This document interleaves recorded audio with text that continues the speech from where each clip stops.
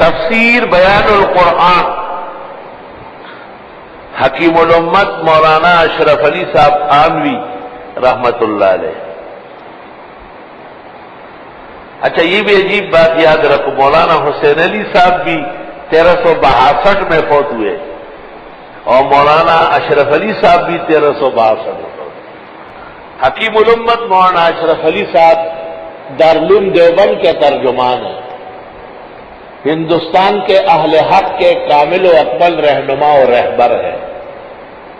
آپ چھوٹی بڑی پوری ادھوری مل ملا کر 1365 کتابوں کے مصنف ہیں۔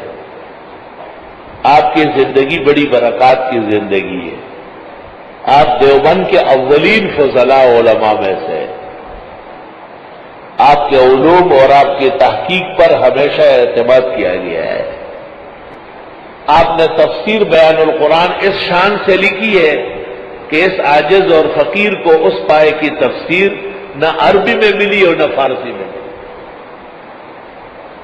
سچ کہا ہے مولانا عبد الماجد دریابادی نے کہ علوم قرآن سے متعلق تمام خزائن اور گنجینیں بیان القرآن میں موجود ہیں۔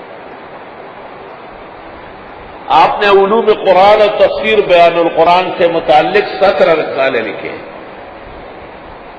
مشکل مسائل علیحدہ جمع کی ہے، مختلفی علیحدہ جمع کی، لغات القرآن علیحدہ جمع کی، مفہمات علیحدہ جمع کی، اور تصوف اور طریقت سے متعلق مسائل مختلف آیات سے نکالی اور اس کا نام رکھا ہے مسائل السلوک من کلام ملک الملوک۔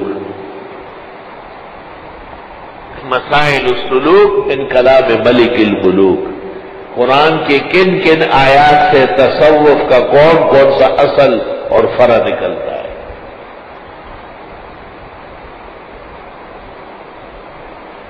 میری زندگی پر تفسیر روح المانی کے بعد سب سے زیادہ اثر حضرت مولانا اشرف علی صاحب کے بیان القرآن کا۔ میں اپنے آپ کو اس بارے میں بالکل جذباتی سمجھتا ہوں، اور میں اکثر و بیشتر خواب میں بھی بیان القرآن مطالعہ کرتا ہوں، اور میں دعوے سے کہتا ہوں پوری دنیا میں کوئی بیان القرآن ایسا نہیں چھپا جس کا نسخہ میرے پاس موجود نہ ہو۔ الحمدللہ 4 کتابوں سے میرا تعلق والہانہ ہے۔ بخاری شریف کی شرح فتح الباری، محقق ابن الحمام کی فتح القدیر، اور مولانا اشرف علی صاحب کی کتاب بیان القرآن، بدائع الصنائع۔ کبھی 4-5-6 بھی ہو سکتی ہے،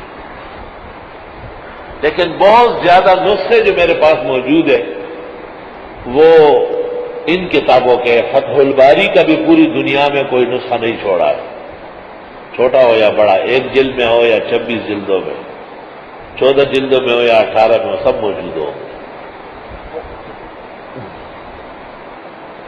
طلبہ عزیز کو میری گزارش ہے اور علماء و فضلاء کو کہ وہ فرصت کے لمحات میں 1-2 سال لگا کر بیان القرآن دیکھیں۔ اردو زبان میں ہے، لیکن مولانا نے لکھا ہے کہ عوام اس کو عالم کے مشاورت کے بغیر نہ دیکھے۔ اتنی دقیق ہے اور علوم کے خزائن سے مالا مال ہے کہ تقریباً ہر دوسرے صفحے پر عالم سے پوچھنے کی نوبت آتی ہے۔ جس طالب علم نے میبزی، شرح العقائد، ہدایہ آخرین اور بخاری اور ترمذی شوق سے پڑھی ہو، سمجھ کے پڑھی ہو، شوق سے اور سمجھ سے جو پڑھتا ہے وہ اس کے حوالے دیتا ہے، وہ بیان القرآن بغیر استاذ کے دیکھ سکتا ہے۔ 6 کتابیں میبزی اور شرح عقائد بہترین پڑھنے والے، ہدایہ آخرین اور بخاری اور مسلم دور حدیث کامل استاد سے کیا ہو، جن کو بخاری اور ترمذی پر دسترس حاصل ہو۔ وہ طالب علم یا وہ فاضل بیان القرآن مولانا اشرف علی کا بغیر کسی کے مراجعات کے خوب دیکھ سکتا ہے۔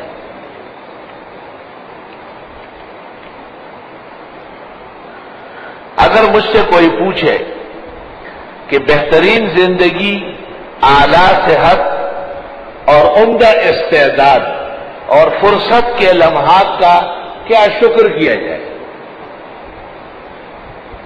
تو میں اسے 4 باتیں کہوں گا۔ قرآن کریم خوب پڑھتا رہے یہاں تک کہ یاد ہو جائے، بخاری شریف فتح الباری سمیت بار بار دیکھے، اور فقہ کی 3 کتابیں مبسوط سرخسی، بدائع الصنائع یا فتح القدیر ابن الحمام، اور اگر یہ تینوں نہیں تو فتاوی شام بالاستیاب دیکھیں، اور بیان القرآن کو اپنے سرہانے سے، سامنے الماری سے، سفر و حضر میں ہٹائے نہیں، ساتھ رکھیں۔ ہٹانے سے اندیشہ ہے کہ روح علم چلی جائے گی۔ حکیم الامت مولانا اشرف علی صاحب کی بہت ساری کتابیں ہیں، لیکن 4 کتابیں انہیں قیامت تک زندہ رکھے گی۔ ان میں اول نمبر بیان القرآن ہے، دوسری التکشف ہے، تیسری اصلاح انقلاب امت ہے، اور چوتھی بوادر النوادر ہے۔ بوادر النوادر اردو زبان کی بدائع الصنائع ہے۔